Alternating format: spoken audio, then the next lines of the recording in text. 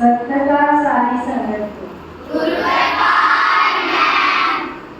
13 दिसंबर 1889 ईस्वी को हजूर जी पहरे की ड्यूटी क्वार्टर गार्ड पर थी।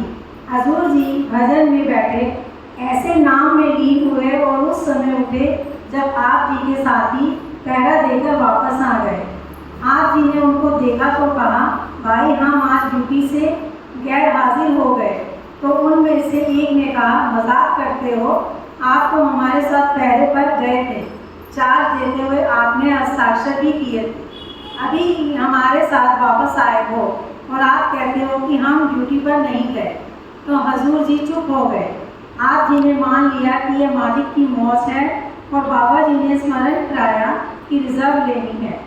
अगले दिन सुबह आप जी ने कमान अफसर को कहा, मैं पहले भी आपके पास रिजर्व लेने के लिए आया था, परंतु आप नहीं माने, अब हम बिल्कुल नहीं रह सकते।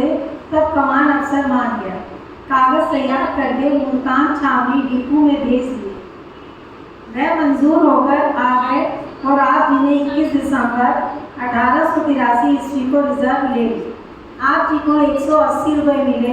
वहाँ से रेलगाड़ी पर सवार होकर ब्यास स्टेशन पर उतरकर आप जी सीधे लठ घुमान बाबा जी के चरणों में पहुँचे और 180 रुपये बाबा जी के चरणों में रख कर माथा टेका। बाबा जी बोले, बहुत देर कर दी। तब हजूर जी ने अर्ज की, अफसर मान नहीं रहा था। आप जी के स्मरण कराने पर अर्ज की तो तुरंत मान गया।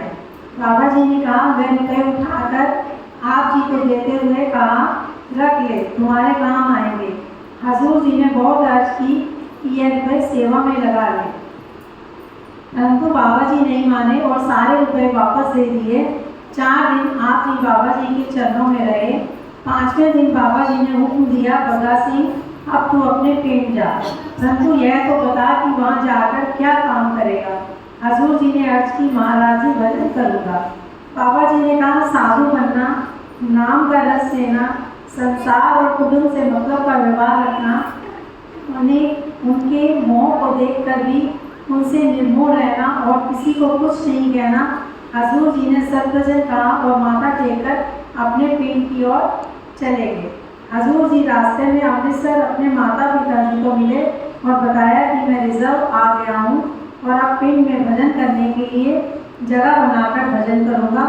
उन्होंने कहा, हमने पहले भी तुझे अपनी मर्जी करने दी है और अभी जो मन चाहे कर। 3 दिन आप जी वहाँ रहकर अपने पिंड आ गए।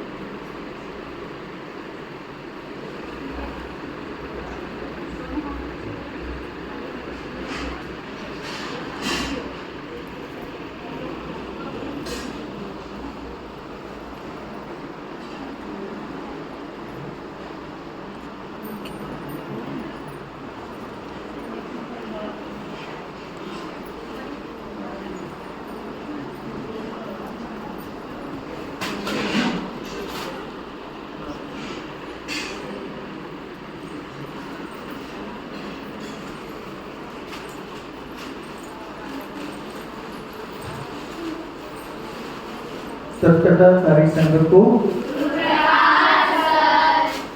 सदगुरु जी की चरणों में सब मिलकर बेनती कर देंगे। सदगुरु जी दया करना हम सब पर अपनी कृपा दृष्टि बनाए रखना। हमारे घरों में सुख समृद्धि और खुशहाली रखना। दया करना सदगुरु जी।